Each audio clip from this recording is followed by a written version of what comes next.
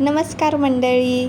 तर आज मी सह्याद्रीसाठी बनवलेली पोहेची खिचडी ही तुमच्याशी रेसिपी शेअर करणार आहे. तर सगळ्यात पहिल्यांदा मी पोहे भिजवून घेतले होते 5 मिनटं आणि खिसून घेतलेला बटाटा होता, टॅमॅटो बारीक चिरलेला आणि कांदासुद्धा बारीक चिरलेलाच घ्यायचा. त्यानंतर तूप, जिरा आणि मोहरी ह्या 3 गोष्टी पण लागतात. त्यानंतर मी एक कढई ठेवली. त्या कढईमध्ये 1 चमचा तूप घातला आणि तूप चांगलं गरम झालं की त्यात आपण जिरा आणि मोहरी घालायचं आणि बारीक चिरलेला कांदा ॲड करायचा.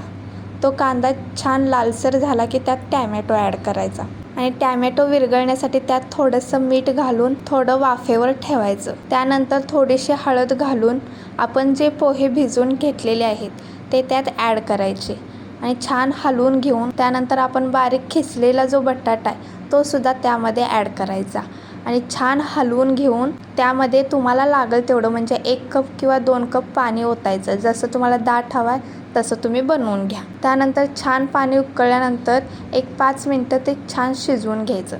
शिजल्यानंतर बघा पोहेची खिचडी अशी होते.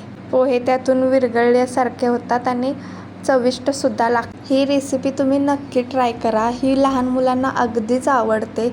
सह्याद्रीसुद्धा खूप आवडीने खाते. तर तुम्हाला ही पोह्याची खिचडी कशी वाटली हे मला नक्की, जर तुम्हाला अशा वेगवेगळ्या रेसिपी आवडत असतील माझ्या तर नक्की मला कमेंट करा. मी अशा वेगवेगळ्या रेसिपी तुमच्याशी शेअर करेन. थँक्यू.